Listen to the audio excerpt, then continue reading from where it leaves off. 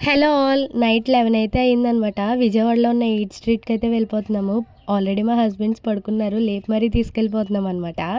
First నుంచి last వరకు ఒక రౌండ్ అయితే ఏసేసాము. అసలు ఏమేమి పెట్టారు, ఏంటి అని చెప్పి చూడడానికి ఒక రౌండ్ అయితే వేసేసాము. ఎక్కడ చూసినా షవర్మాస్, ఫలూదాసే ఎక్కువ కనిపిస్తున్నాయి అనమాట ఇక్కడ.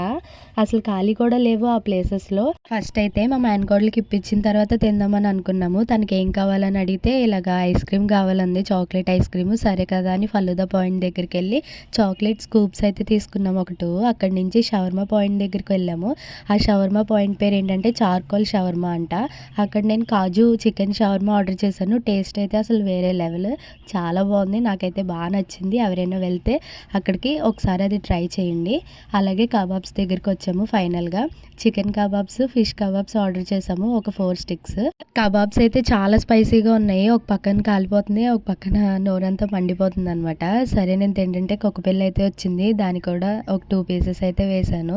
ఒక తాతయ్య గారు అక్కడ బొబ్బట్లు అమ్ముతున్నారు. సరే కదా అని ఆ తాతయ్య గారి దగ్గర 10 రూపీస్కి 3 బొబ్బట్లు అంట తీసుకున్నాము.